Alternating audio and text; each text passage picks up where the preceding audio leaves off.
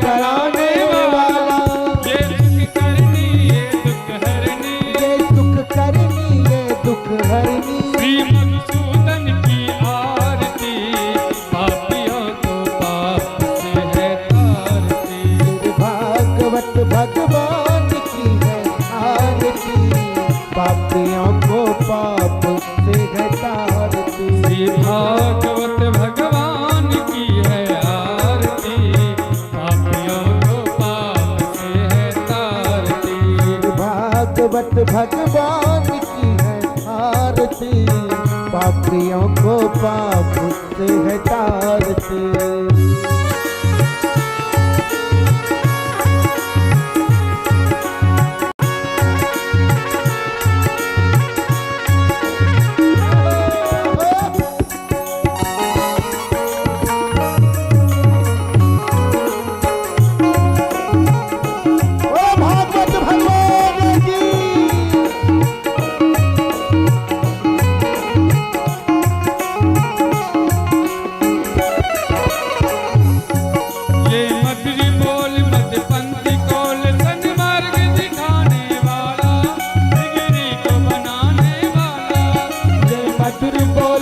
पंथ खोल सन्मार्ग दिखाने वाला, बिगड़ी को बनाने वाला।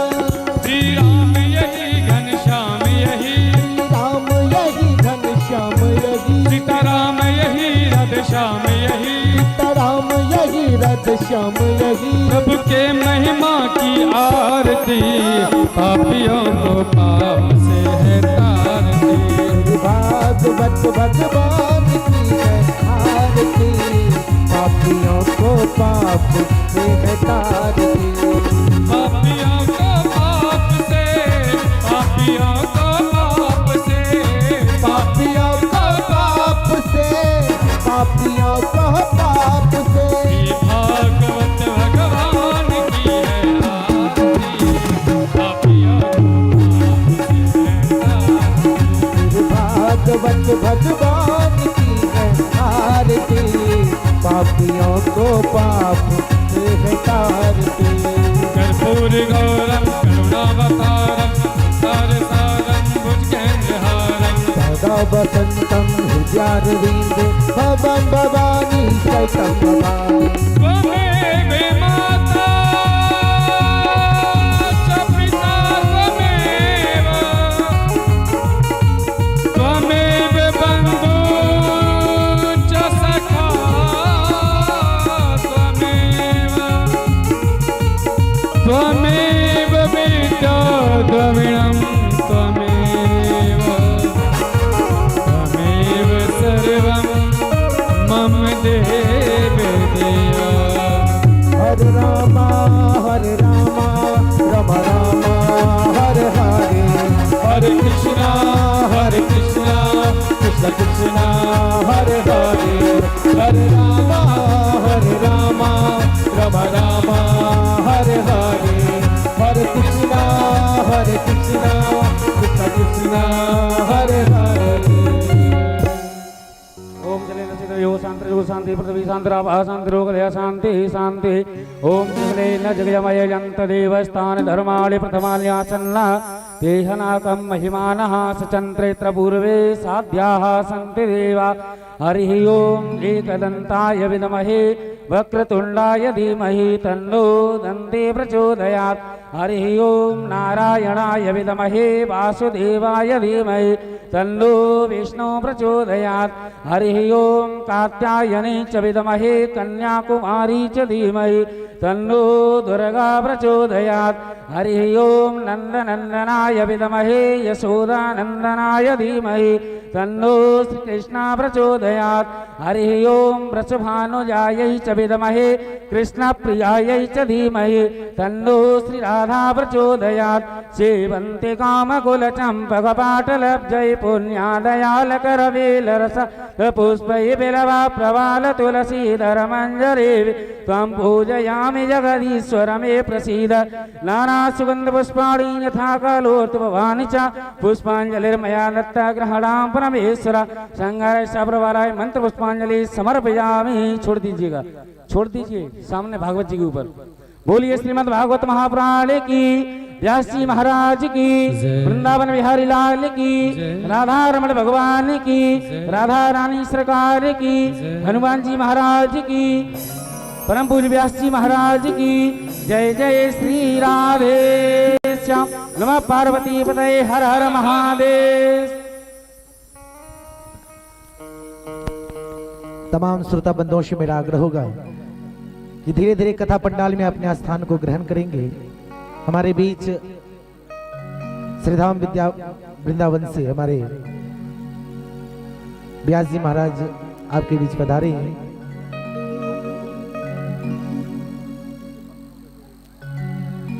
और हम टेंट वाले भैया से आग्रह करेंगे कि अगर आप दाहिनी ओर पंखा का व्यवस्था कर दें तो बड़ी मेहरबानी होगी। सभी लोग अपने स्थान को ग्रहण करें। आइए हमारे बीच हमारे व्यास जी महाराज हम तमाम श्रोता बंधुओं को कथाओं के द्वारा उत्प्रोत करने के लिए मंच पर मंचासीन है। अतः हम सभी लोग कथा रसपान को शांतिपूर्वक करने की महती कृपा करेंगे। हेलो राधे राधे, जय Shri Radhe.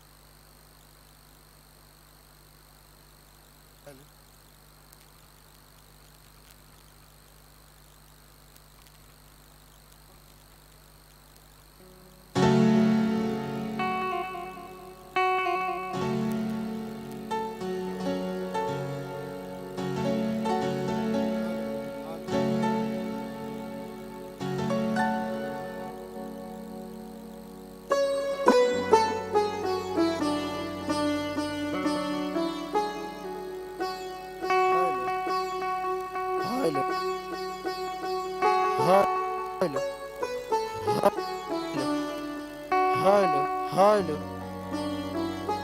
Hello hello hello hello hello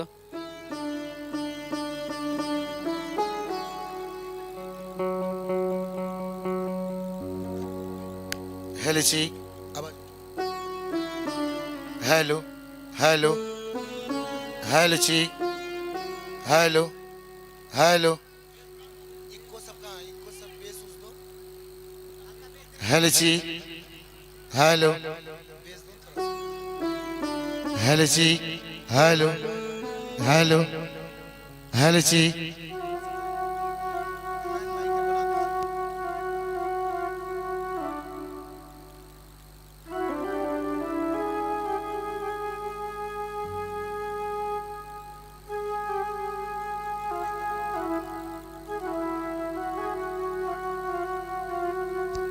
hello जी हेलो हेलो जी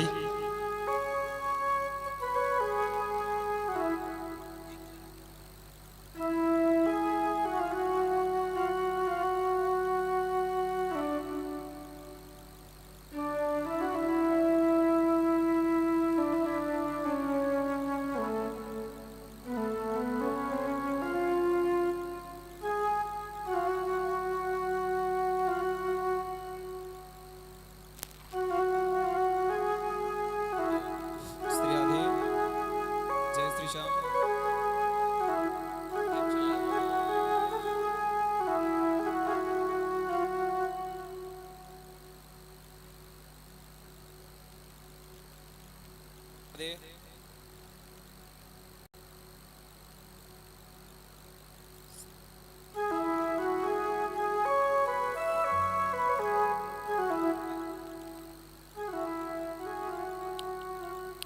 हेलो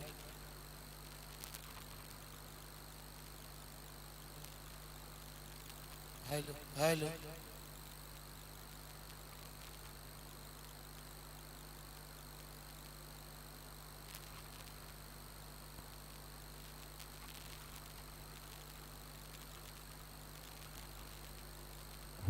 हेलो जी हेलो जी हेलो हेलो हेलो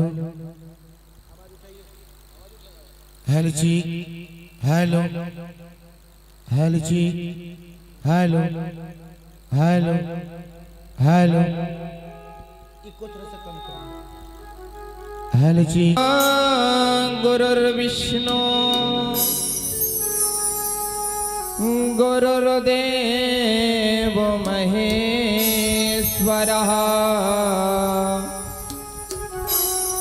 गुरुर्साक्षात् परब्रह्मा तस्मै श्री गुरवे नमः ध्यानमूलं गुरोमूर्तिः पूजामूलं गुरोपदम् मन्त्रमूलं गुरोवाक्यं मोक्षमूलं गुरुकृपः कि हे हनुमन्ते विराजियो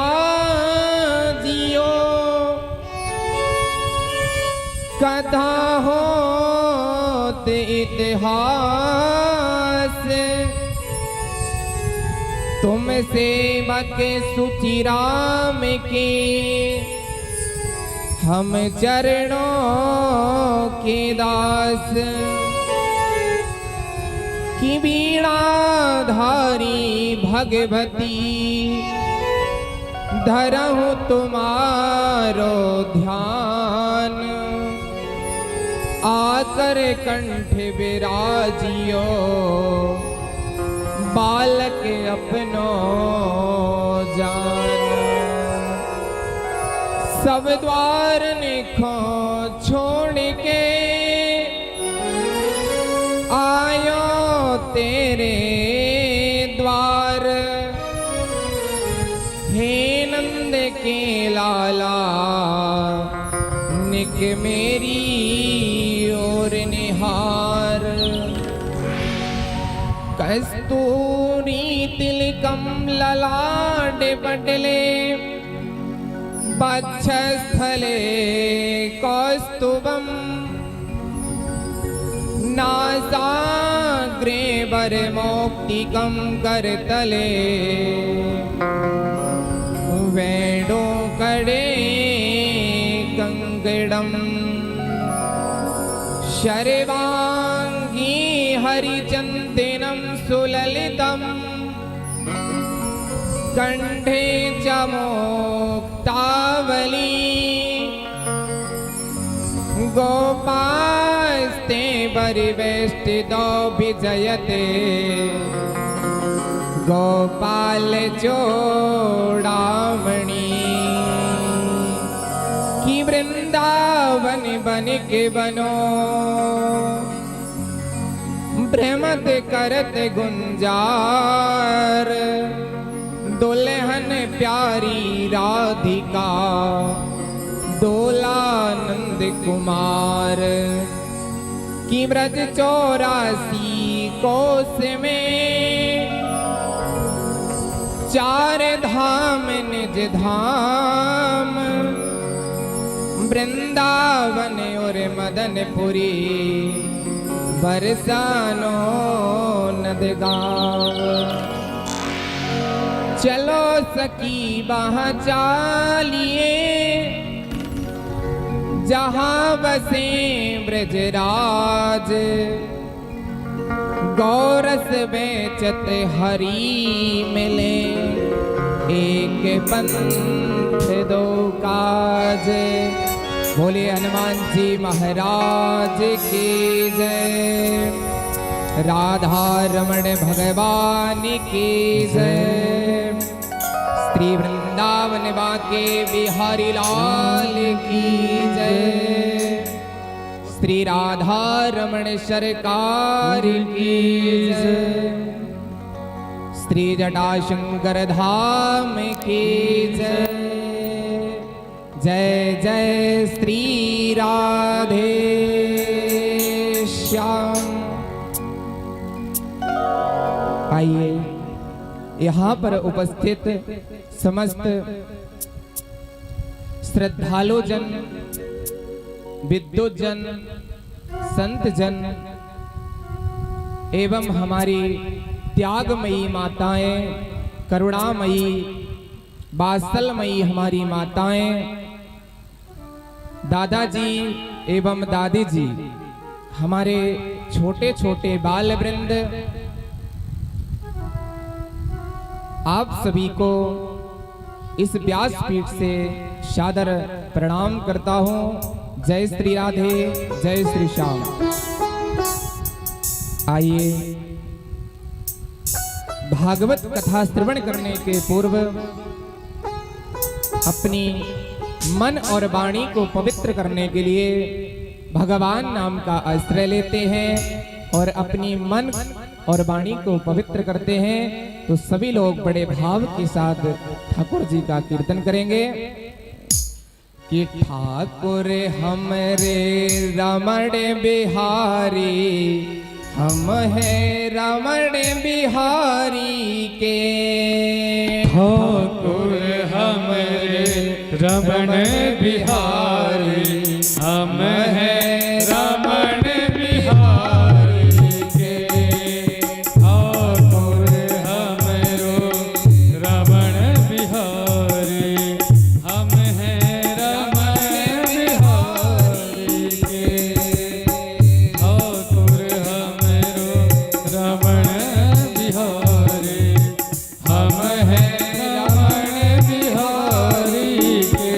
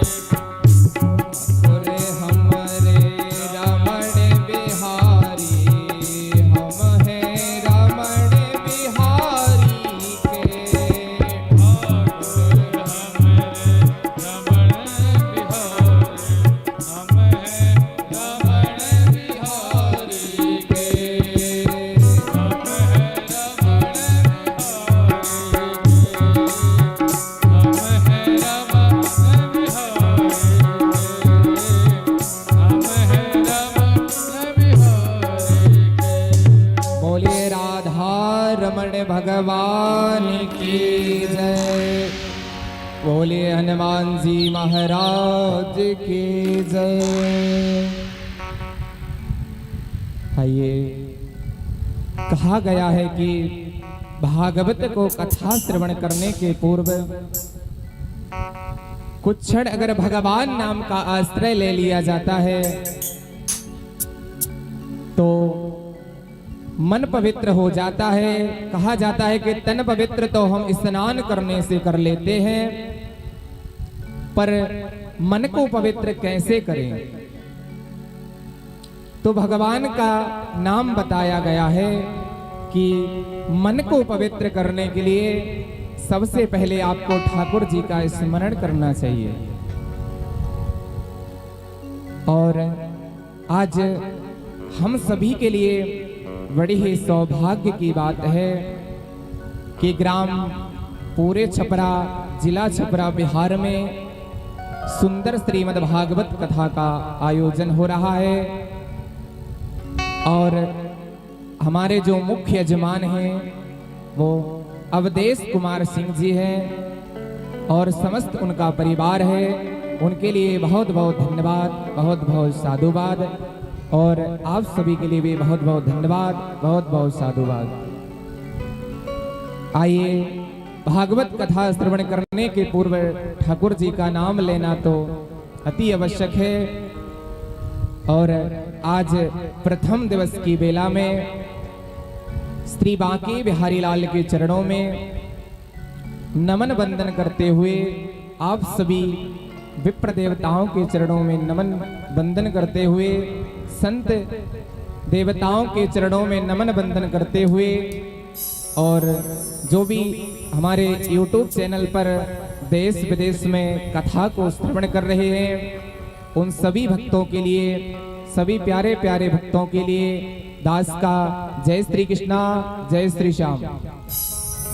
हमारे YouTube चैनल पर जो कथा चल रही है उसको आप सभी लोग लाइक करें और बेल आइकन दबाएं और शेयर अवश्य करें।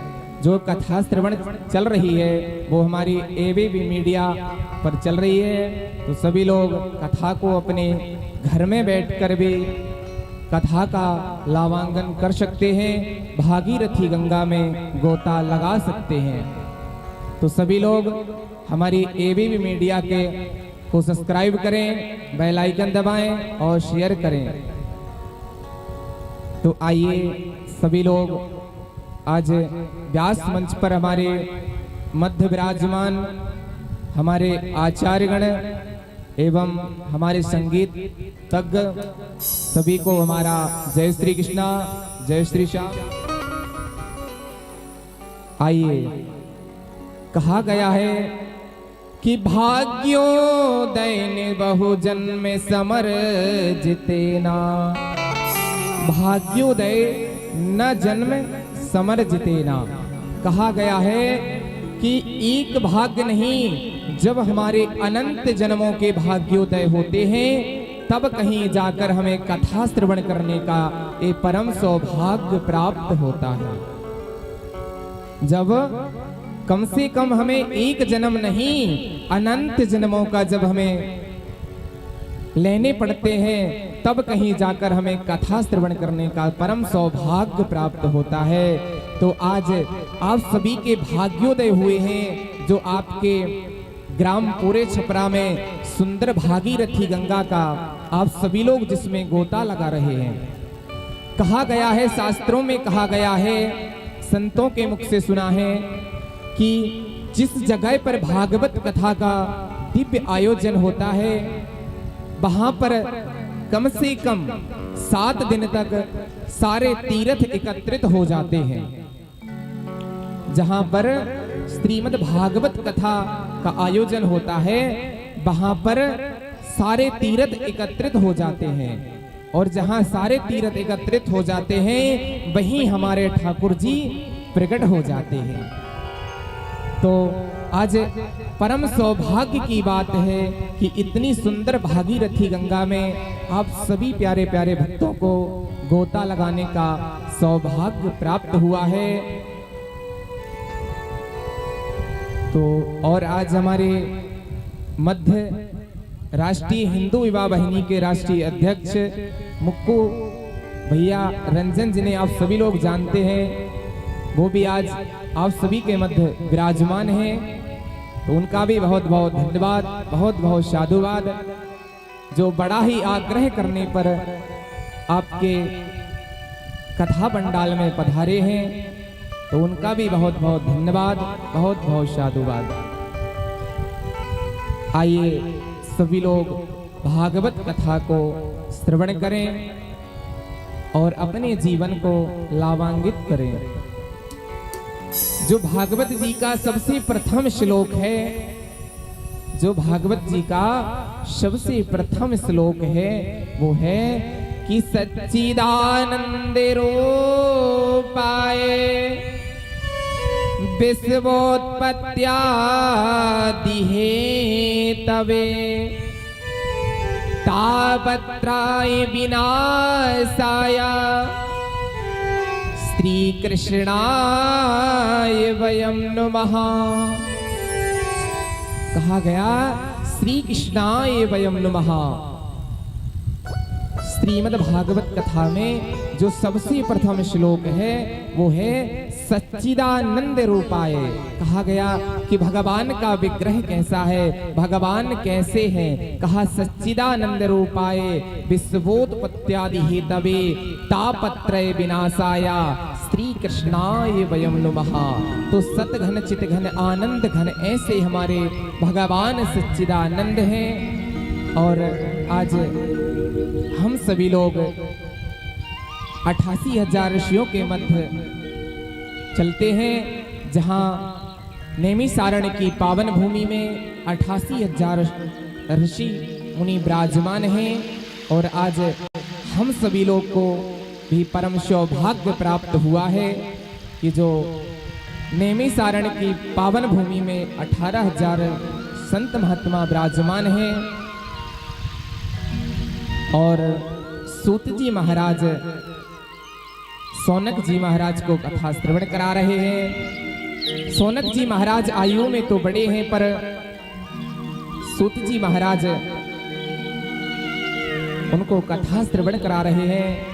वो सौनक जी महाराज अपना परम सौभाग्य मान रहे हैं कि आज एक ऐसे विद्वान के मुख से हमें कथा श्रवण करने का सौभाग्य प्राप्त हुआ है।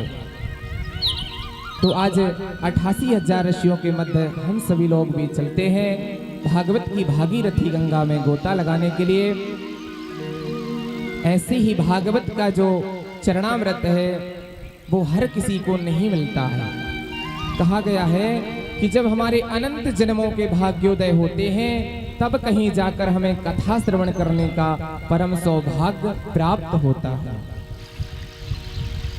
तो आज कितना परम पवित्र दिन है कि हम सभी भक्तों को कथा श्रवण करने का परम सौभाग्य प्राप्त हुआ है।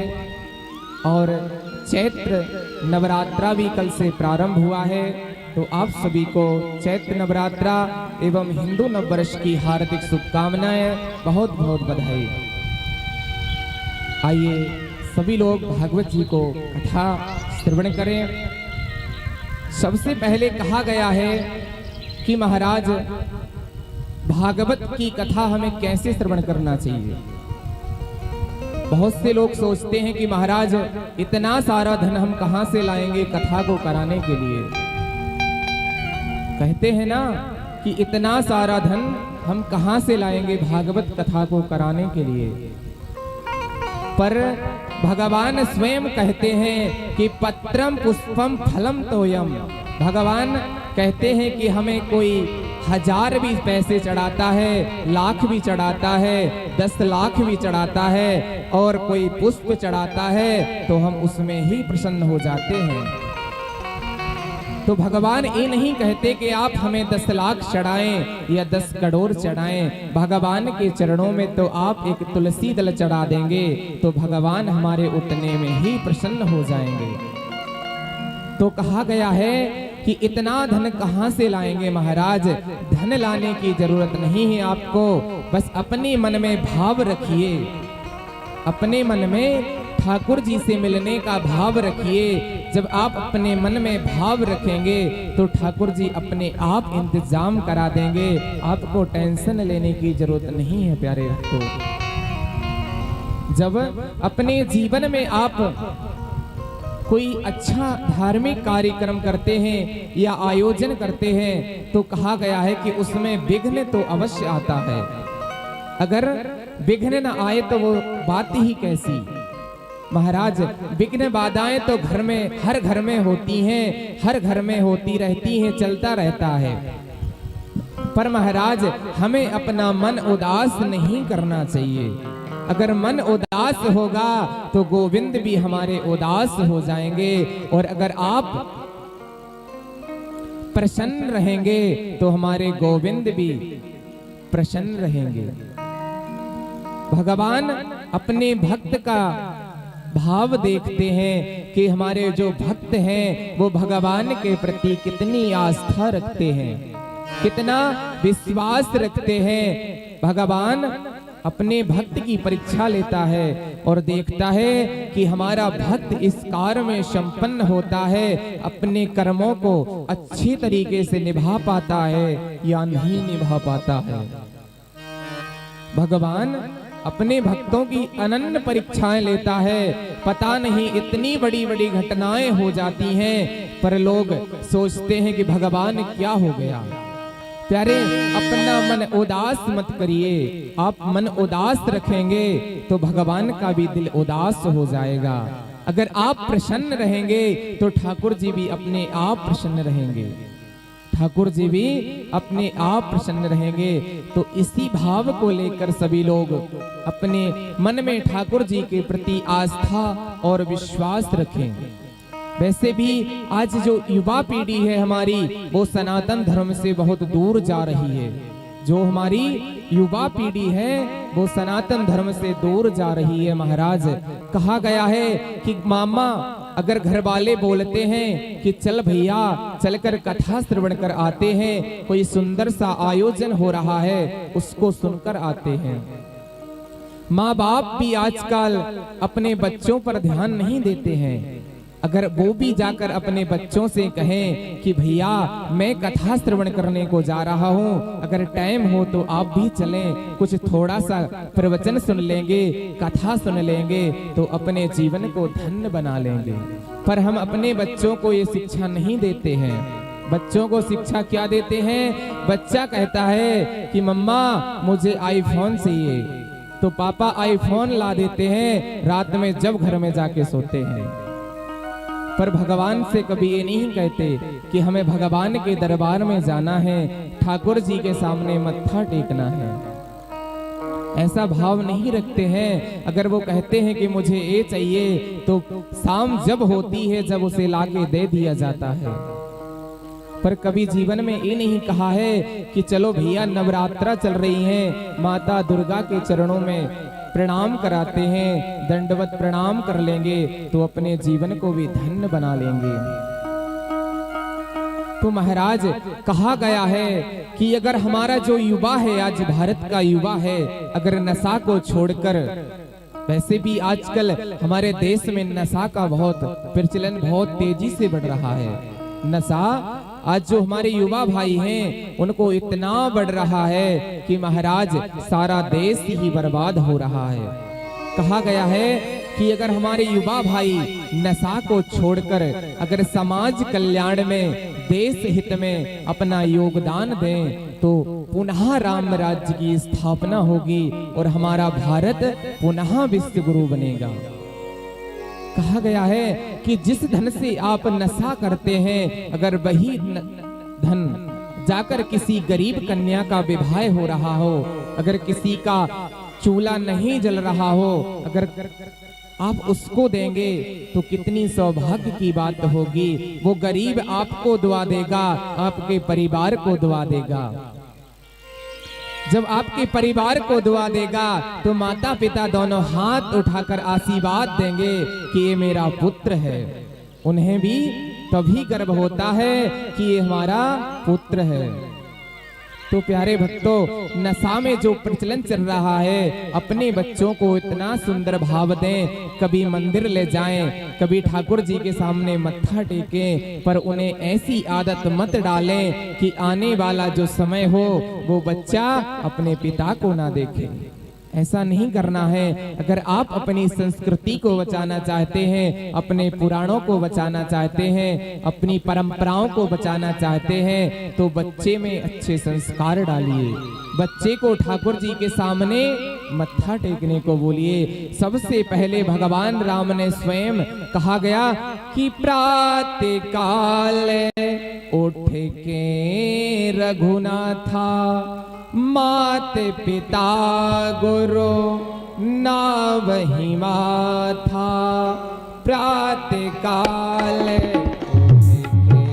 रघुनाथा, माते पिता गुरु ना वही माथा। प्रातः काल उठे रघुनाथा, माते पिता गुरु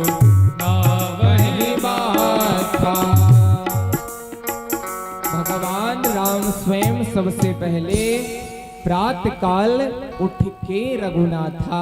भगवान राम ने स्वयं जाकर अपने माता पिता के पैर छुए हैं।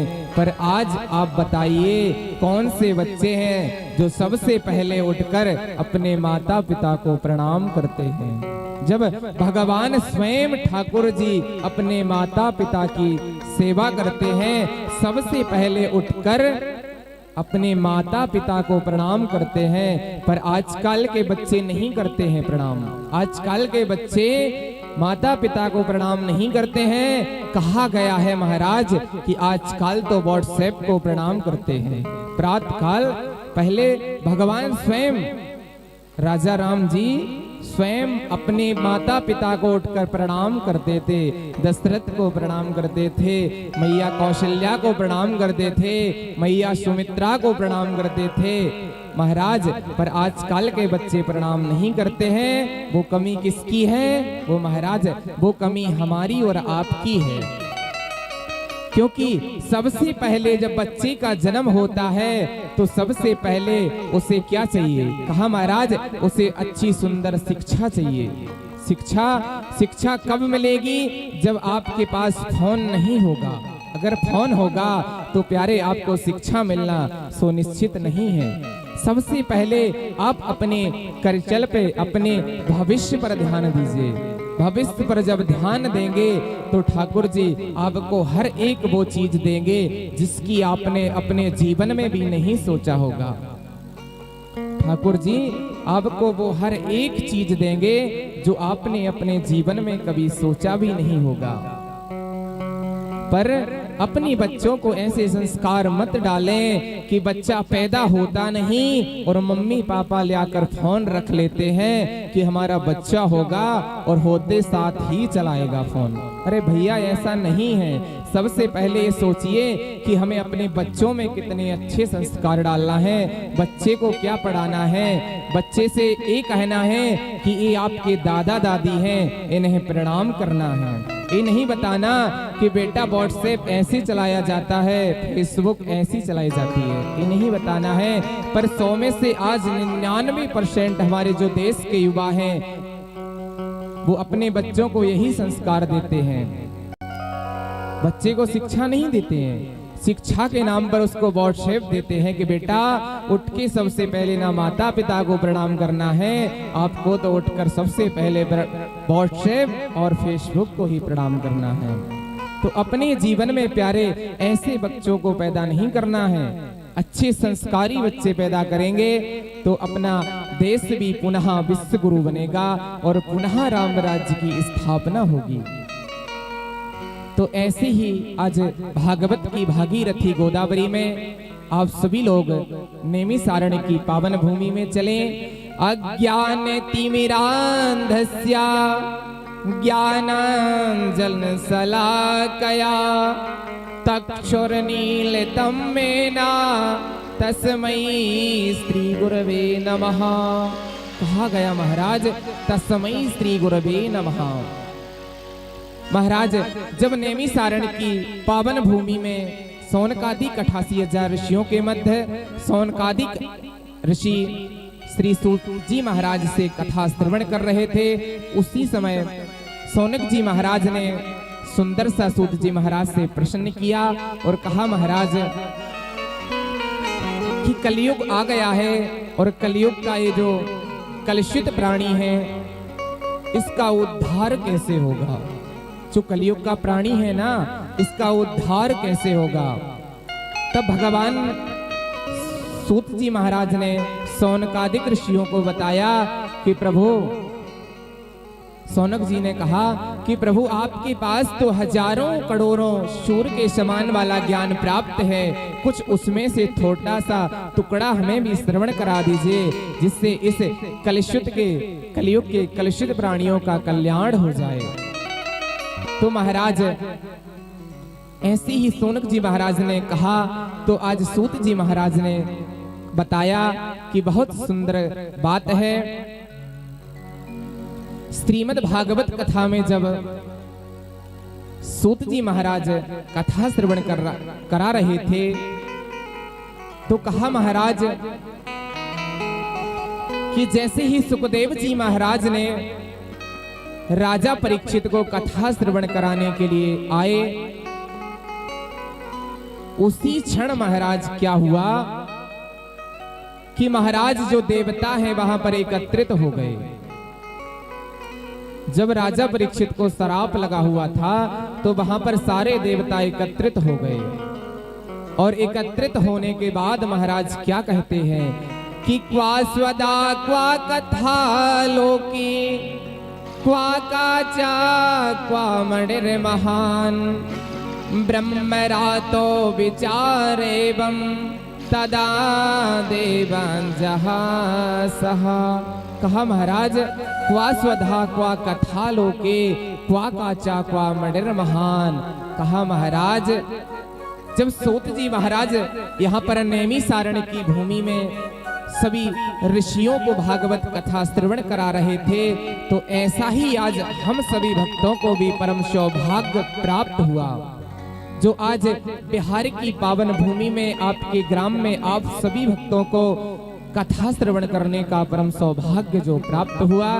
तो आज सूत जी महाराज भी नैमिषारण्य में 88,000 ऋषियों के मध्य कथा श्रवण करा रहे थे और कथा इतनी सुंदर कथा श्रवण करा रहे थे कि महाराज सूत जी महाराज कथा कर रहे थे और सौनक जी महाराज कथा को श्रवण कर रहे थे। महाराज परीक्षित के ऊपर संकट आया ना कि राजा परीक्षित को 7 दिन में मरना सुनिश्चित हो गया है और महाराज समीक ऋषि के जो पुत्र थे उनने उन्हें श्राप दिया है कि इति लंकिति मर्यादम तक्षका सप्तमे हनि। कहा महाराज जो श्रृंगी ऋषि थे उनने श्राप दिया था, श्राप दिया था महाराज कि जिसने भी हमारे पिता के गले में मरा हुआ सर्प डाला है उसकी 7 दिन में मृत्यु हो जाएगी और वो भी तक्षक नाग से। तो महाराज आज सुखदेव जी महाराज राजा परीक्षित को कथा श्रवण करा रहे थे, उसी क्षण महाराज देवता वहां पर आए और सुखदेव जी महाराज से कहा कि महाराज एक कथा श्रवण आप हमें करा दीजिए और अमृत का जो कलश है वो आप श्री परीक्षित जी महाराज को पिला दीजिए, परीक्षित जी महाराज को पिला दीजिए। सुखदेव जी महाराज ने सोचा अरे भगवान ये कितनी बड़ी विडंबना है कि जब भी अगर देवताओं पर संकट आता है, जब देवताओं पर संकट आता है तो सारे के सारे देवता ठगिया बनकर कहीं ना कहीं भागते चले जाते हैं। तो आज ऐसे ही सुखदेव जी महाराज के पास आए और कहा महाराज ये अमृत का जो कलश है, सुखदेव जी महाराज से कहा कि राजन अगर आप जो वास्तव में कथा श्रवण करने के लिए आए होते तो हम अवश्य ही तुम्हें कथा श्रवण रसपान अवश्य कराते, पर महाराज आप तो एक ठगिया के रूप में आए हैं। और कहा महाराज बराबर की वस्तु में मोल भाव नहीं होता है। जो बराबर की वस्तु होती है मोल भाव तो उसमें होता है। कहा महाराज कहां तुम्हारी कांच का टुकड़ा और कहां मेरी लाखों की मणि। कहा महाराज जो अमृत का कलश है वो एक कांच के टुकड़े के समान है, और महाराज जो भागवत की भागीरथी है वो महाराज इतनी पवित्र है कि महाराज अच्छे अच्छे लोग भी इसे तरसते हैं भागवत कथा को श्रवण करने के लिए। पर महाराज हम सभी का इतना परम सौभाग्य है मनुष्य का कि इस धराधाम पर हमें आए दिन कथा श्रवण करने का परम सौभाग्य प्राप्त होता है। तो महाराज देवता तो वैसे भी ठगिया है, और महाराज सुखदेव जी ने कहा कि राजन आप पर जब भी संकट आता है कभी आप दधीची ऋषि के पास जाते हैं और उनकी हड्डियां मांग लाते हैं। महाराज आप पर जब भी संकट आया तो महाराज आप सीधे दधीची ऋषि के पास पहुंचे। कहा महाराज हम पर कृपा कीजिए। संत तो वो होते हैं महाराज कि उनने अपनी हड्डियों का भी दान कर दिया, उनने अपनी हड्डियों का भी दान कर दी। तो महाराज ऐसी भागवत की भागीरथी गंगा में हम सभी लोग गोता लगा रहे हैं। तो यहाँ पर आज नारद जी महाराज ने सौनकादिक 88,000 ऋषियों के मध्य पहुंचकर कथा श्रवण किया और आगे चलते गए। ऐसी में ही महाराज एक भागवत में बहुत सुंदर कथा आती है भक्ति महारानी की। कहा गया महाराज कि भक्ति वृंदावन में नित्य निवास करती है, वृंदावन में भक्ति नित्य निवास करती है। जहां राधा गोविंद बसते हैं, जहां माधव बसते हैं, वहीं भक्ति महारानी का विग्रह होता है। तो महाराज आज ऐसी ही पावन वृंदावन में कहा महाराज नारद जी ने आज जैसे ही दो युवतियों को अचेत अवस्था में देखा कि महाराज तमाम स्त्रियां वहां पर बैठी हैं और दो पुरुष वहां पर अचेत अवस्था में पड़े हैं। कहा महाराज दो पुरुष अचेत अवस्था में पड़े हैं। नारद जी महाराज ने देखा कि महाराज ये क्या हो गया है। तो महाराज आज नारद जी महाराज ने जाकर देखा कि वहां पर दो पुरुष पड़े हुए हैं, और वहां पर सखियों से पूछा कि प्रभु ये क्या हो रहा है। कहा महाराज ये ज्ञान और वैराग्य है, जो ठाकुर जी के ज्ञान और वैराग्य हैं, इन्हें महाराज बुढ़ापे ने घेर रखा है, कलयुग ने इन्हें घेर रखा है। महाराज इनकी आयु तो अभी बहुत कम है, पर इनका जो शरीर है वो बुढ़ापे की ओर बढ़ रहा है। इसीलिए महाराज हम नई नवेली होकर भी वृंदावन में निवास कर रहे हैं। प्रभु कैसे हमारी रक्षा होगी। तो महाराज आज नारद जी ने कहा समस्त पुराणों का बखान किया, श्रीमद् भागवत गीता का 18 पुराण का 17 शास्त्रों का 6 शास्त्रों का 17 पुराण का पाठन किया, तब भी कहीं ज्ञान और वैराग्य के मन में चेतना जागृत नहीं हुई। तब जाकर कहीं नारद जी महाराज सत्संग की इच्छा के लिए बद्री का आश्रम की ओर बढ़ गए, और रास्ते में जाते जाते महाराज जैसे ही नारद जी महाराज बद्री का आश्रम पहुंचे, तो बद्री का आश्रम पहुंचने के बाद महाराज वहां पर नारद जी महाराज का मिलाप हुआ सनक सनंदन और सनत कुमार जी से। जैसे ही सनत कुमार जी से मिलाप हुआ, कहा महाराज आप यहाँ कहाँ भटक रहे हैं। और नारद जी महाराज का जो चेहरा है वो बहुत उदास है। मन को महाराज उदास देखकर नारद जी महाराज के मन में बहुत नारद जी महाराज का जो चेहरा है बहुत उदास है। सनक सनंदन और सनत कुमार जी ने कहा कि अरे भैया नारद इतने उदास क्यों हो। नारद जी महाराज ने कहा कि भैया हम तो सत्संग की इच्छा से भ्रमण कर रहे हैं। कहा हम तो सत्संग की इच्छा से भ्रमण कर रहे हैं। और कहा महाराज हमें तो सत्संग चाहिए। तब नारद जी महाराज ने बहुत सुंदर कहा। आज सनक सनंदन सनत कुमार जी महाराज ने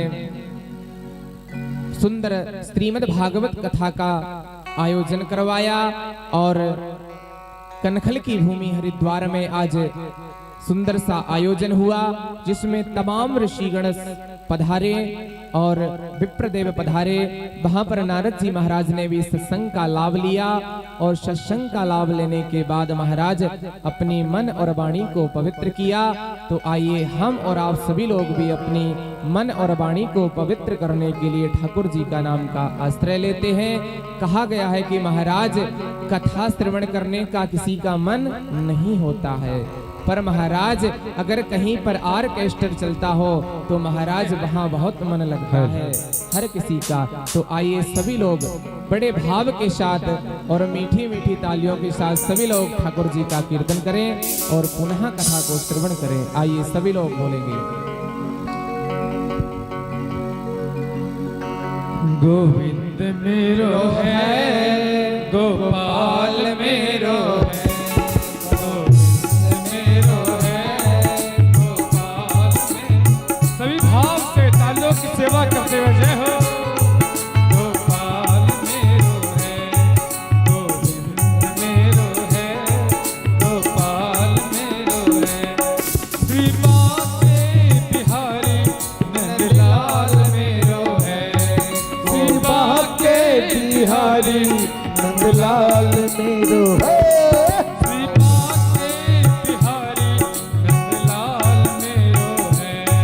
श्री बाके बिहारी नंदलाल मेरो है, श्री बाके बिहारी नंदलाल मेरो है।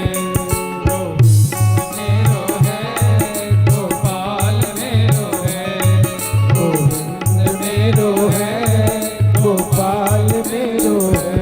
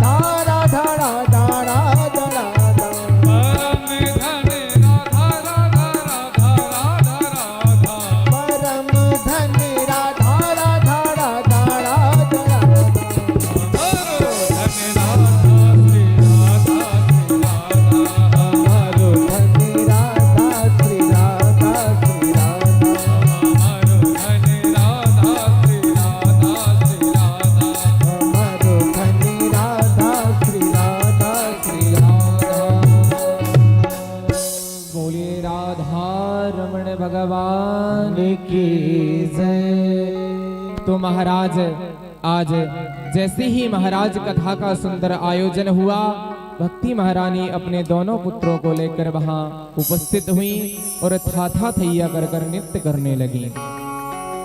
तो महाराज जैसे ही आज नारद जी महाराज ने श्रीमद् भागवत कथा श्रवण कराई और महाराज भक्ति महारानी के जो पुत्र हैं वो पुनः युवा हो गए।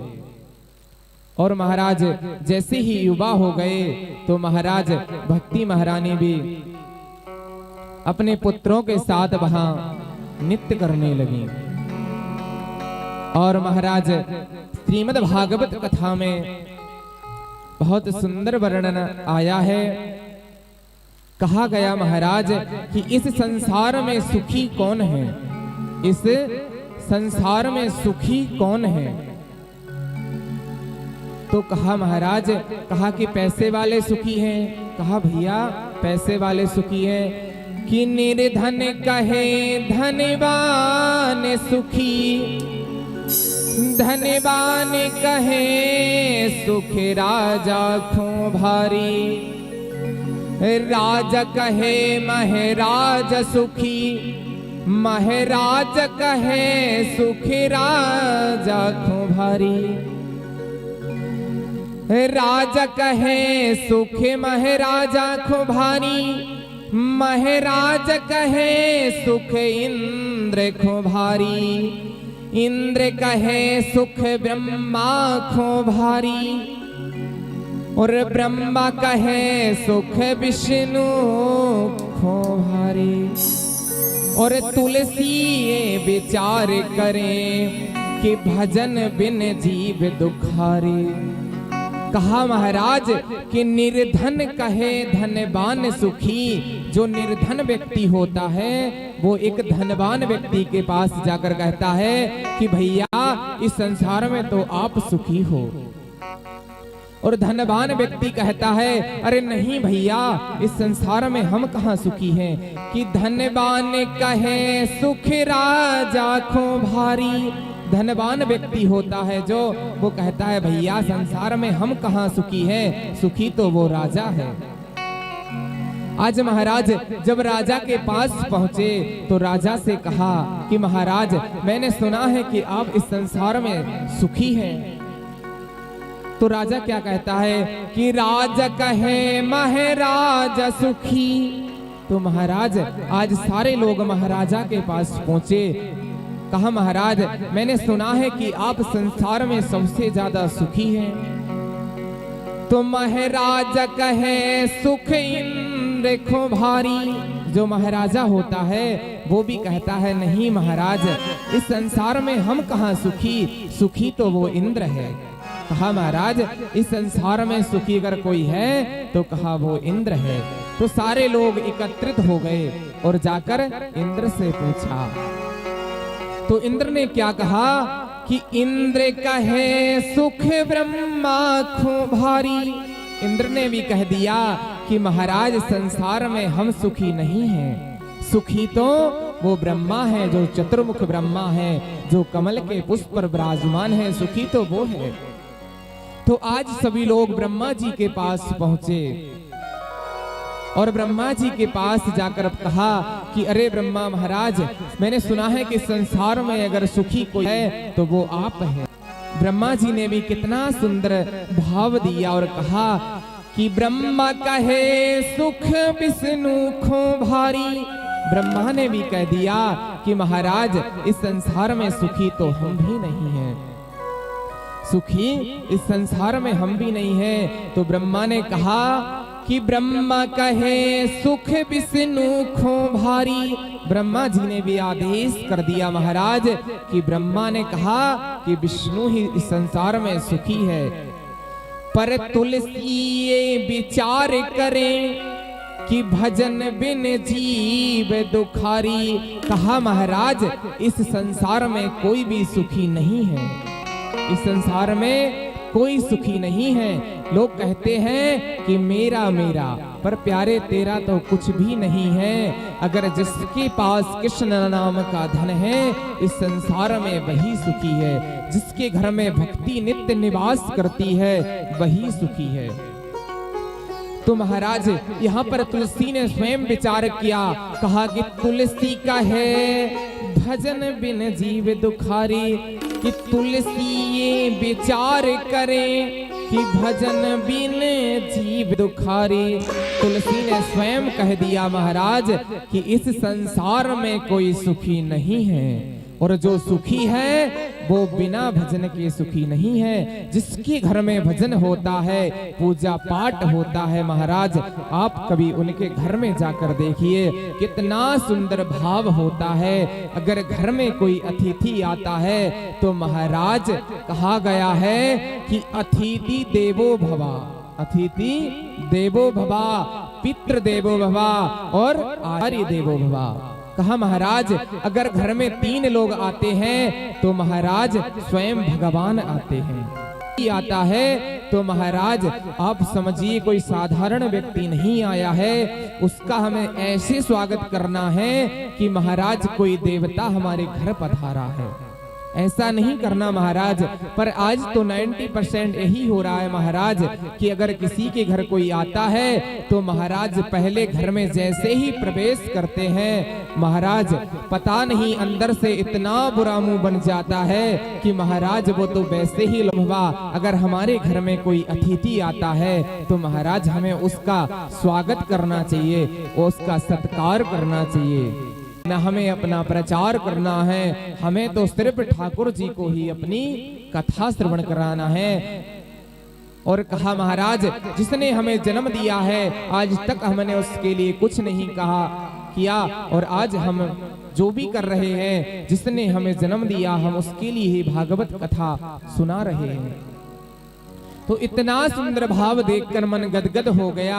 कहा महाराज ऐसे भक्त हर जगह नहीं मिलते हैं कि जिनका दिल इतना बड़ा होता है। महाराज आजकल तो कथा ऐसी होती है कि महाराज के पास जाते हैं और कहते हैं महाराज बस हमें चुनाव लड़ना है और बस हमारी ही वोटिंग करना कि भैया हम जीत जाएं।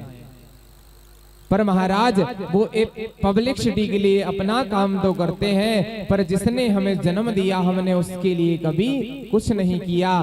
तो भागवत भी हमें ऐसे कराना चाहिए निस्वार्थ भाव से। तो महाराज आज जैसे ही पंडित जी महाराज निकले और वहां पर संत मुनि ने रोक लिया। कहा महाराज आप कहाँ जा रहे हैं? तो पंडित जी ने कहा कि गुरुदेव आज हमने अपने जीवन में इतना पूजन पाठ किया, इतने यजमानों के यहाँ गया, बड़े बड़े यज्ञ कराए, अनुष्ठान कराए, पर महाराज हमारे यहाँ कोई संतान नहीं हुई। महाराज संतान क्यों नहीं हुई? क्या कारण है महाराज? मैं तो ठाकुर जी का इतना बड़ा भक्त हूँ फिर भी हमारे यहाँ संतान नहीं है। और कहा महाराज मैंने एक वृक्ष भी लगाया था, उस वृक्ष को भी कोई फल नहीं आता है। तो महाराज जैसे ही फल में वृक्ष नहीं आता है। और कहा महाराज हमारे घर में एक सुंदर सी गाय है और उस गाय को भी कोई पुत्र नहीं है। तो महाराज आज जैसे ही कहा कि महाराज मैं तो पुत्र के वियोग में मृत्यु के पास जा रहा हूँ, अपने प्राणों का प्राणांत करना चाहता हूँ। तो महाराज कहा कि पुत्र के वियोग में आज पुत्र नहीं है तो आप मरने की बात कर रहे हैं, और कल पुत्र हो जाएगा तब भी आप मरने की बात ही करेंगे। तो महाराज ऐसे ही सुखदेव जी महाराज ने राजा परीक्षित को कथा श्रवण कराई। और आज पंडित जी महाराज का जो मन उदास देखकर ऋषि मुनियों ने कहा कि राजन, पंडित जी ने आज जैसे ही संत के चरणों में माथा टेका, संत ने कहा कि प्रभु आप एक जन्म की बात कर रहे हैं, वो 7 जन्म तक आपको कोई संतान नहीं होगी। जो पंडित जी का भाग्य है महाराज वो एक जन्म का नहीं 7 जन्म का लिखा हुआ है। कम से कम इन्हें 7 जन्म तक कोई संतान नहीं होगी। महाराज पंडित जी ने जैसे ही सुना कि 7 जन्म तक मुझे कोई संतान नहीं होगी तो महाराज पंडित जी तो बड़े उदास हो गए। पर कहा गया संत का जो हृदय होता है कि संत हृदय नव नीत समाना, संत हृदय नव नीत समाना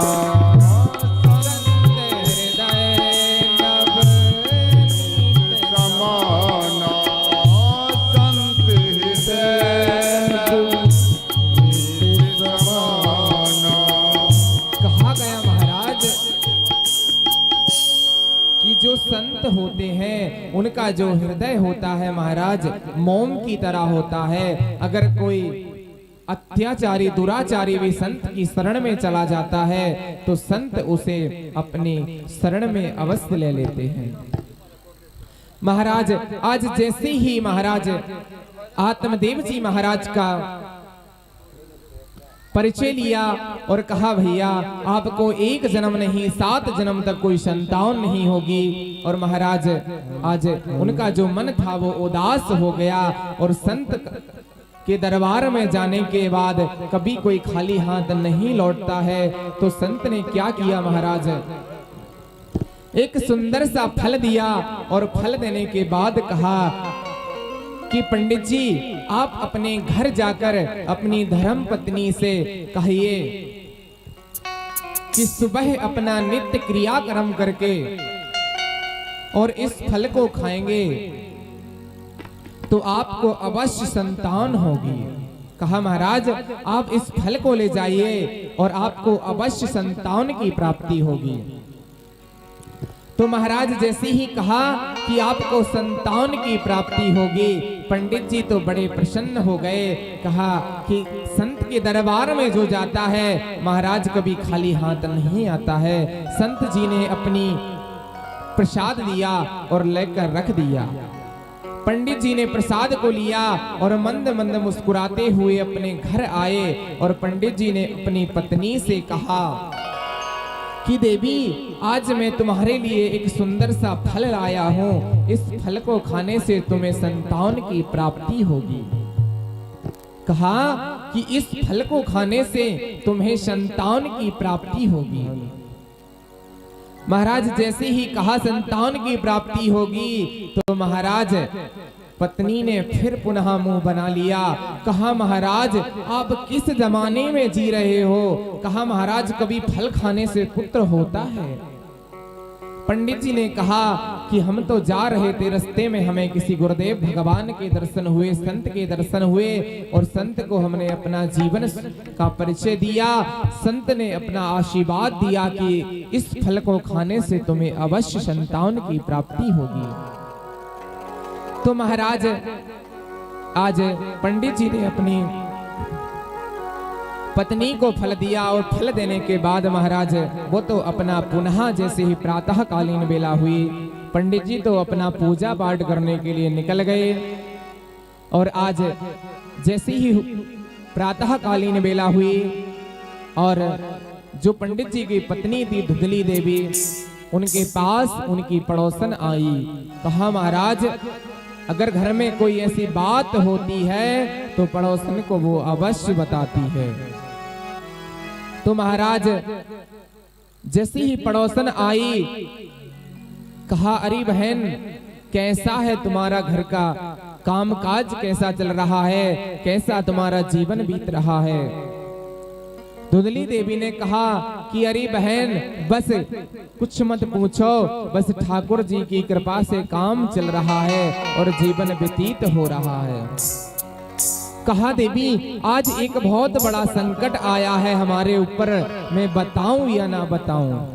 कहा अरे बहन मेरे पतिदेव ने आज मुझे कल लाकर एक फल दिया था और कहा था देवी आप सुबह इसको प्रातः कालीन बेला में उठा ले कर इसे पा लेना तो आपको संतान की प्राप्ति अवश्य होगी। तो महाराज जैसे ही सुना पड़ोसन ने की संतान की प्राप्ति होगी, पड़ोसन ने कहा अरे बहन कभी फल खाने से पुत्र होता है। कहा महाराज आपने एक बार की बात है, आपने सुना है कि जब घर में कोई बहुत सारे डाकू आ जाते हैं तो महाराज जो गर्भवती स्त्रियां होती हैं वो भग कर भी नहीं चल सकती हैं, चलने तो दूर की बात है। तो अगर तूने इस फल को खा लिया और खाने के बाद अगर तुझे संतान हो गई, तो तू कैसे अपना जीवन व्यतीत करेगी।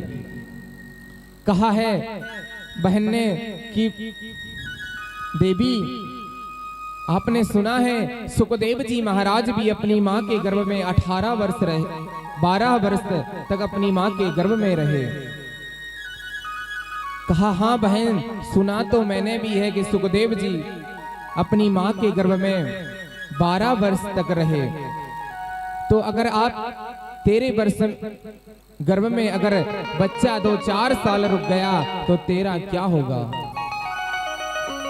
महाराज पड़ोसन ने इतना भड़का दिया, इतने कान भर दिए कि महाराज अब देवी ने क्या किया, संत की बात पर विश्वास नहीं किया और ले जाकर वो फल महाराज अपनी गाय को खिला दिया, क्योंकि गाय को भी कोई पुत्र नहीं था।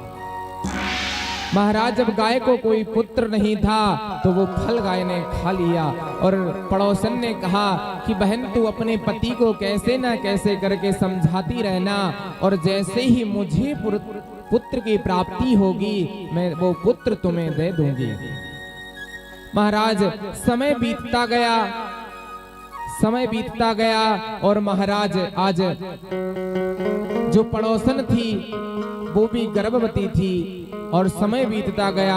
और महाराज आज जो पंडित जी के घर में एक सुंदर सी गाय थी, आज जिस गाय को कोई पुत्र नहीं था, महाराज आज उस गाय को एक सुंदर सा पुत्र हुआ है।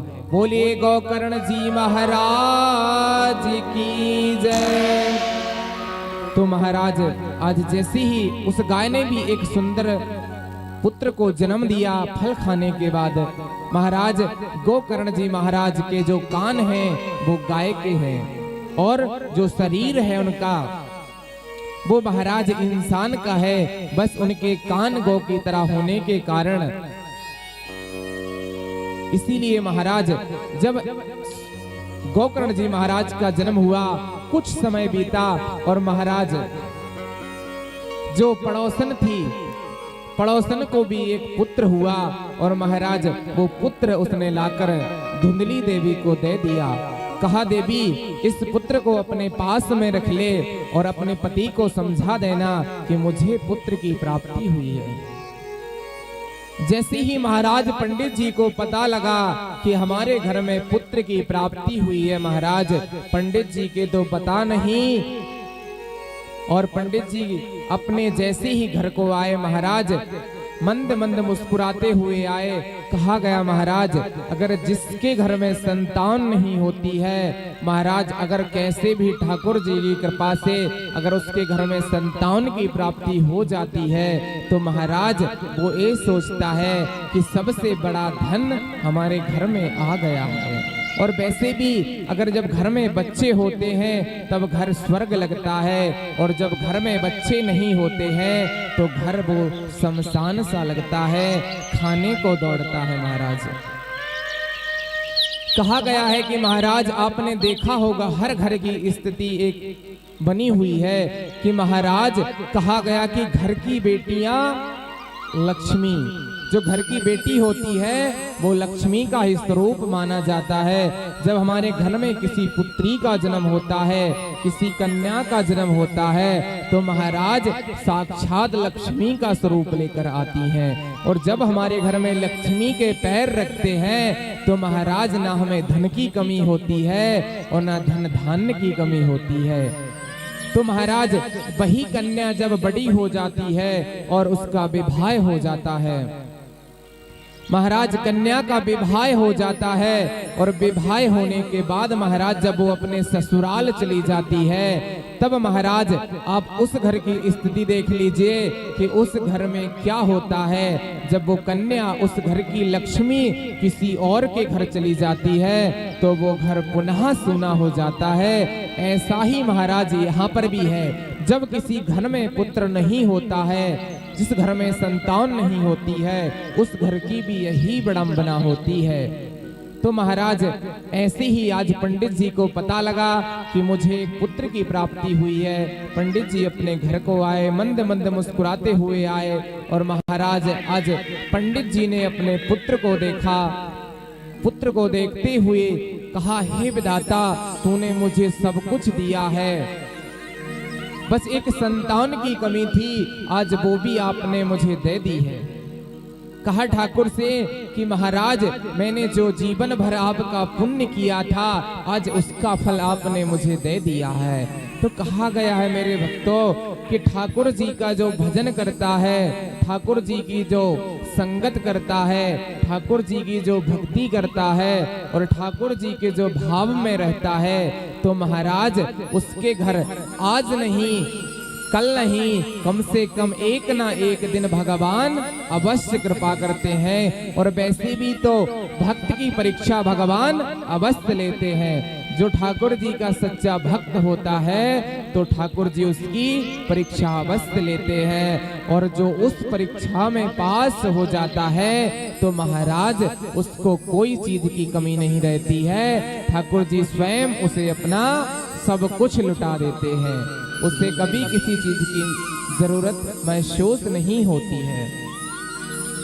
तो महाराज जैसे ही आज पंडित जी ने सोचा कि चलो पुत्र की प्राप्ति हो गई है, घर में कोई तो लालन पालन करने वाला होना चाहिए, क्योंकि महाराज अगर घर में संतान नहीं होती है तो माता पिता का भी घर में मन नहीं लगता है, उनका भी घर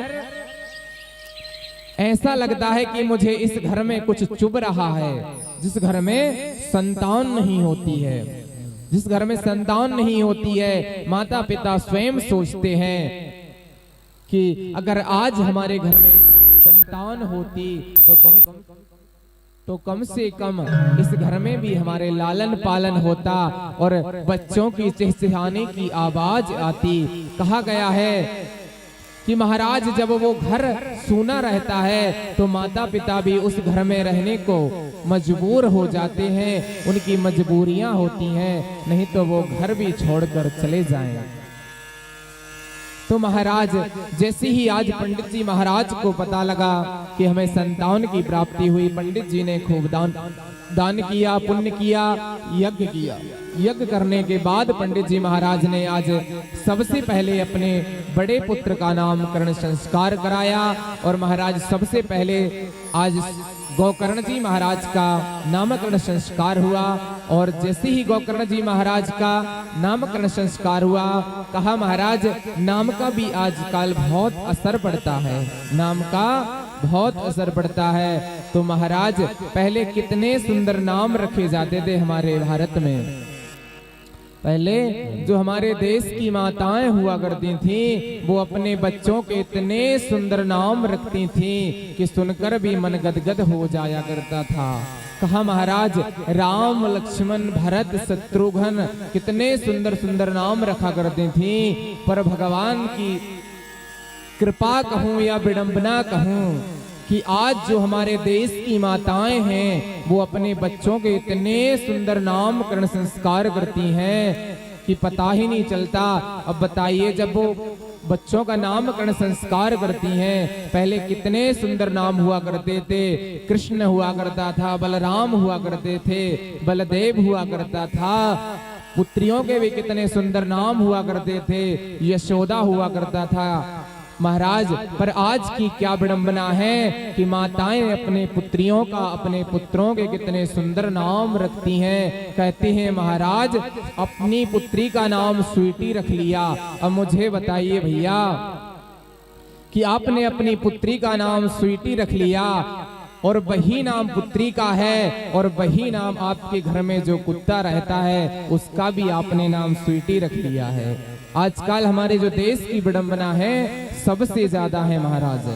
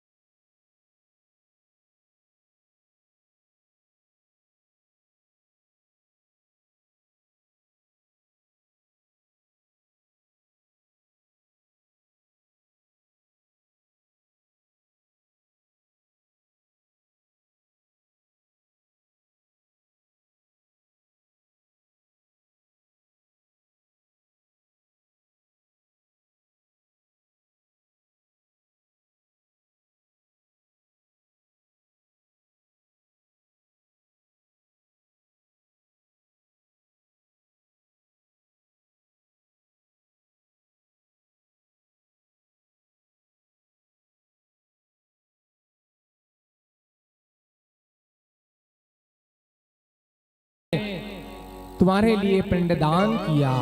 कहा कि गया श्राद्धे सते नास्ति मुक्ति में ना भविष्यति। कहा महाराज गया श्राद्धे सते नास्ति मुक्ति में ना भविष्यति। महाराज गोकर्ण जी महाराज ने कहा कि भैया मैंने तो तुम्हारे लिए गया जी में जाकर 100 पिंडदान किए। धुंधकारी ने कहा भैया आपने एक की बात कर रहे, आप 100 पिंडदान भी कर लेना, तब भी मुझ जैसे प्रथम श्रेणी का जो प्रेत है उसका उद्धार नहीं होगा। आज जैसे ही महाराज धुंधकारी की इस व्यथा को देखकर गोकर्ण जी महाराज ने सोचा कि क्या किया जाए। गोकर्ण जी महाराज ने मंत्रोच्चारण किए पर कुछ फर्क नहीं पड़ा। आज गोकर्ण जी महाराज ने भगवान सूर्य नारायण का ध्यान किया और ध्यान करने के बाद भगवान से आकाशवाणी हुई कि आप परीक्षित जी महाराज, जो सुखदेव जी महाराज ने राजा परीक्षित को कथा श्रवण कराई थी, आज आप भी धुंधकारी को कथा श्रवण कराएंगे तो पुनः जो प्रेत योनि में है वो ठाकुर जी के चरणों में चला जाएगा, ठाकुर जी के पास चला जाएगा, उसको संसार में भटकने की जरूरत नहीं पड़ेगी। तो महाराज आज जैसे ही गोकर्ण जी महाराज ने आज बहुत सुंदर अपने ग्राम में आयोजन करवाया और आयोजन में महाराज आज आयोजन हुआ। कहा गया है कि महाराज भागवत कथा करने का जो नियम होता है, कहा गया कि महाराज भागवत कथा कराने के जो नियम होते हैं, तो कहा है महाराज कि भागवत कथा में हमें क्या करना चाहिए। कहा महाराज जिस तरह हम अपनी बेटी का विवाह करते हैं उसी तरह हमें अपने, जैसे हम अपने घर में अपनी बेटी का विवाह कराते हैं उसी तरह हमें भागवत कथा को भी कराना चाहिए। कहा महाराज, और कहा कि महाराज व्यासपीठ पर जो वक्ता बैठता है वो कैसा होना चाहिए। कहा कि वक्तो वैष्णवो विप्रो वेद शास्त्र विशोध कृत। कहा महाराज वक्तो वैष्णवो विप्रो, एक तो वक्ता कैसा होना चाहिए, वृक्त होना चाहिए, वक्तो वैष्णवो विप्रो, और दूसरा कैसा होना चाहिए। कहा महाराज वक्ता के जो लक्षण बताए, जो व्यासपीठ पर वक्ता बैठता है वो कैसा होना चाहिए। तो महाराज वक्ता होना चाहिए वृक्त, वृक्तो वैष्णवो विप्रो वेद शास्त्र विशुद्ध कृत। कहा महाराज वेद और शास्त्र का अच्छे से जिसे अध्ययन हो और जो अच्छे से उसे पढ़ सकता हो उसे ही व्यासपीठ पर बैठाना चाहिए। व्यासपीठ पर वृक्तो वैष्णवो विप्रो वेद शास्त्र विशुद्ध कृत। कहा महाराज कम से कम भागवत कथा में 5 ब्राह्मणों का वर्ण करना चाहिए, 5 पंडितों का वर्ण करना चाहिए जो 12 अक्षर मंत्र का जाप करते हैं। और ऐसे ही आज श्री सूत जी महाराज ने शौनकादिक ऋषियों को बहुत सुंदर कथा श्रवण कराई और बताया कि महाराज कथा कराने के जो नियम हैं। कहा महाराज कि अगर जो कथा कराने वाले यजमान होते हैं, कहा महाराज कि व्रत रखना चाहिए। कहा महाराज आप अगर थोड़ा सा भी पान करना चाहते हैं तो जलपान अवश्य कर सकते हैं। कहा महाराज अगर जैसी आपकी सामर्थ्य है, जैसी आपकी इच्छा है वैसा ही कर्म करना चाहिए। कहा गया महाराज कि भूखी भजन होए ना गोपाला और माए रखो जा कंठी माला। कहा महाराज बिना भूखे तो भजन भी नहीं हुआ करता है। तो इसी प्रकार महाराज आज गोकर्ण जी महाराज ने सुंदर भागवत कथा का आयोजन करवाया और आयोजन में महाराज 7 गांठ का बांस बांधा। 7 गांठ का बांस बांधने के बाद महाराज उसमें धुंधकारी का आवाहन किया और आवाहन करने के बाद महाराज जैसे ही धुंधकारी का आवाहन हुआ और आवाहन होने के बाद महाराज धुंधकारी उस 7 गांठ के बांस में विराजमान हो गया। और महाराज वैसे भी जैसे ही धुंधकारी 7 गांठ के बांस में विराजमान हुआ, प्रथम दिन की कथा समाप्त हुई और प्रथम दिन की गांठ फट गई। ऐसे ही महाराज जैसे ही 7 दिन तक कथा चली, 7 दिन में 7 ही गांठ फट गई और भगवान के उस गांठ फटने के बाद में एक उसमें से एक ज्योति निकली और जाकर वो ठाकुर जी के सीधे धाम को चली गई। और वहां से ठाकुर जी के धाम से एक रथ आया और उस रथ में वो ज्योति विराजमान होकर बैकुंठ की ओर चली गई। तो महाराज जैसे ही आज धुंधकारी का मोक्ष देखकर, धुंधकारी का जैसे ही मोक्ष देखा, तो महाराज आज वहां के जो नगरवासी थे कहा महाराज कि कथा कराने का मतलब ये नहीं होता है कि यजमान जी कथा करा रहे हैं तो सारे कार्य यजमान जी को ही करना चाहिए। कहा गया कि महाराज ये यजमान जी की कथा नहीं है, आप सबके लिए कथा हो रही है। कहा महाराज जितने भी भक्त वृंद कथा को श्रवण कर रहे हैं उन सभी के लिए कथा श्रवण हो रही है, उन सभी का आयोजन हो रहा है। ऐसा मत अपने मन में भाव रखिए कि ठाकुर जी ने हमें कथा कराने का सौभाग्य नहीं दिया। आप तो अपने गर्व से कहिए कि ठाकुर जी ने हमें सुनने का सौभाग्य दिया है और कराने का भी सौभाग्य देंगे। तो आज जैसे ही गोकर्ण जी महाराज ने कथा का रसपान कराया और रसपान कराने के बाद महाराज आज वहां पर जो नगरवासी थे उनने महाराज सुखदेव कहा कि गोकर्ण जी महाराज सिर्फ एक ही विमान क्यों आया? तो गोकर्ण जी महाराज ने कहा भैया जो मन से कथा श्रवण करता है उसे अवश्य मुक्ति की प्राप्ति होती है। तो यहाँ पर श्री वेदव्यास जी महाराज ने भी सुखदेव जी महाराज को बतलाया है कि महाराज श्रोता कैसा होना चाहिए, श्रोता कैसा होना चाहिए जो कथा को श्रवण करता है। कहा महाराज एक तो होता है सोता और एक होता है श्रोता। तो सोता मतलब वो होता है जो कथा में आकर, क्योंकि वो घर में तो सो नहीं पाता है तो पंडाल में जाकर आराम से सोता है। एक तो वो होता है सोता और एक होता है श्रोता जो मन और वाणी से ठाकुर जी को सुनता है और ठाकुर जी का भजन सुनने के बाद, कथा को सुनने के बाद अपने घर जाकर उसका चिंतन करता है कि आज हमने ऐसी कथा श्रवण करी, ठाकुर जी का नाम लिया। तो ऐसे ही आज गोकर्ण जी महाराज ने पुनः श्रीमद् भागवत कथा का आयोजन करवाया और आयोजन कराने के बाद आज जैसे ही सुखदेव जी महाराज ने कथा का आयोजन करवाया, आयोजन होने के बाद जितने भक्त वृंद थे उतने ही विमान प्रकट हुए और आज सभी लोग श्री सुखदेव जी महाराज भी राजा परीक्षित को कथा श्रवण करा रहे थे। और यहाँ पर श्री परीक्षित जी महाराज ने भी कथा का रसपान किया और गोकर्ण जी महाराज ने आज कथा की जैसी ही पूर्णाहुति कराई और वहां पर विमान प्रकट हुए और महाराज विमान के साथ साथ ठाकुर जी भी वहां प्रकट हुए और प्रकट होने के बाद सुखदेव जी महाराज को श्री गोकर्ण जी महाराज को अपने हृदय से लगा लिया और हृदय लगाने के बाद जितने भक्त वृंद थे उतने ही विमान प्रकट हुए। विमान प्रकट होने के बाद सभी लोग भगवान के धाम को चले गए। बोलिए वृंदावन बिहारी लाल की जय, राधा रमण भगवान की जय, हनुमान जी महाराज की जय।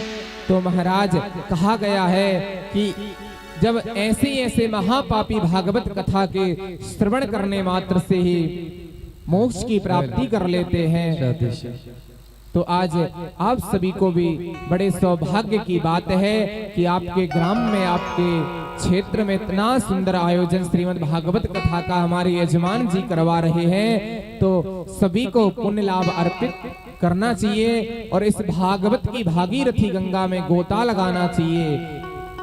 तो आइए आज के जो कथा है उस कथा को प्रथम दिवस का जो पुष्प है श्री ठाकुर जी के चरणों में समर्पित करते हैं और अपनी वाणी को विराम करते हैं और सभी लोग खड़े हो जाएं और श्रीमद् भागवत जी की आरती का आनंद लें।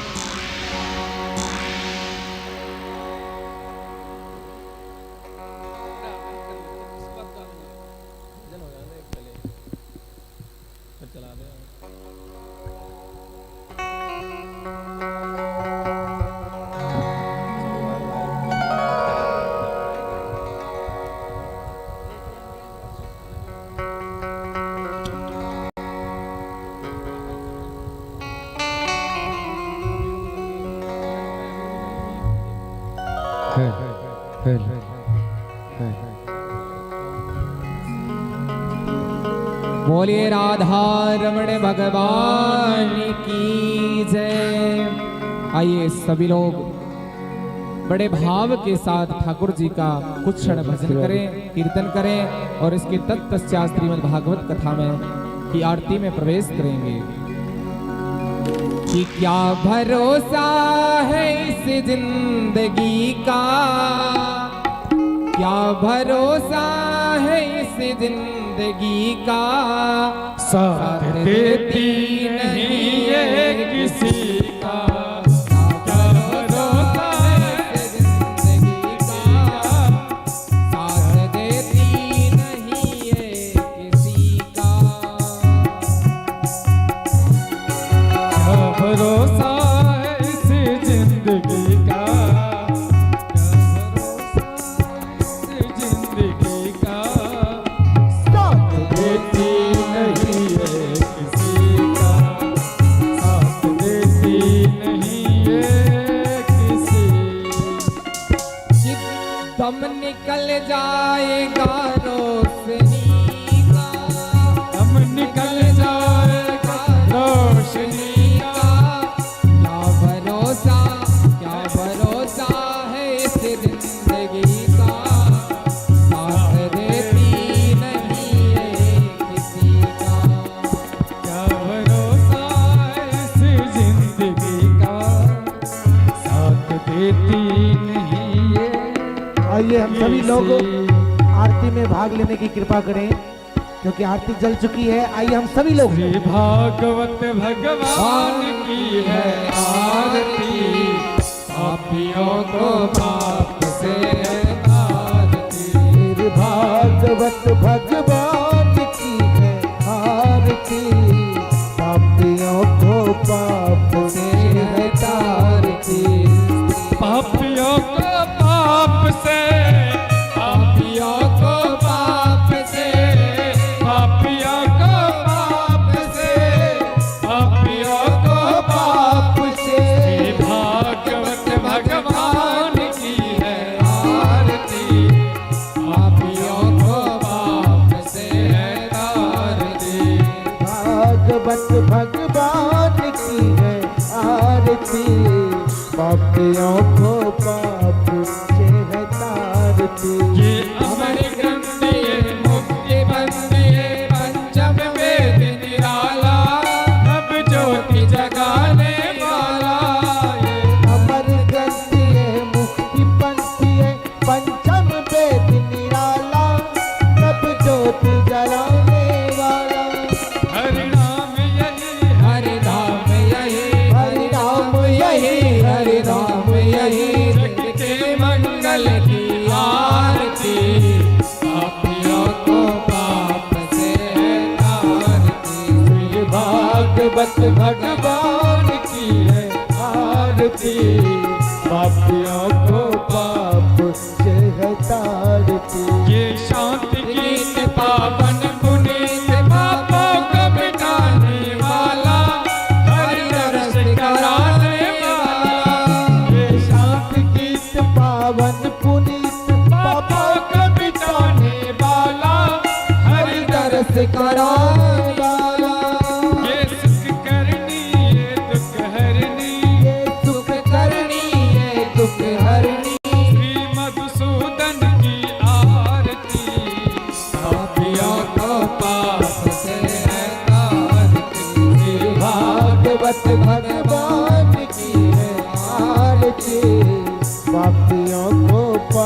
से है तारती।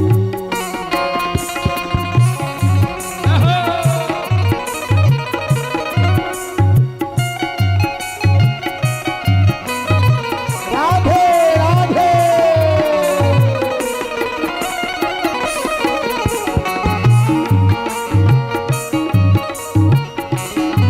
राधे।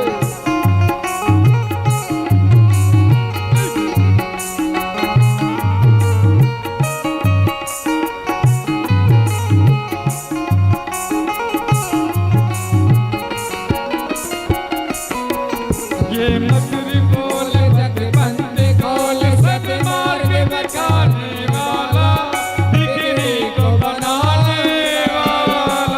मधुर बोल मत पंथ खोल सन्मार्ग दिखाने वाला बिगड़ी को बनाने वाला। श्री राम यही घनश्याम यही श्री राम यही घनश्याम यही सीताराम यही राधश्याम यही राम यही राधश्याम यही। सखी के मंगल की आरती पापियों को पाप से है तारती।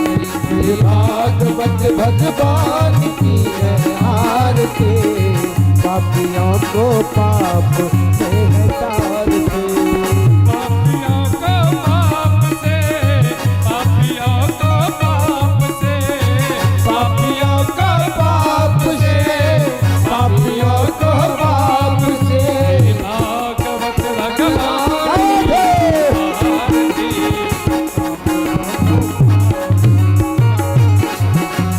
भागवत भगवान की है आरती पापियों को पाप से है तारती।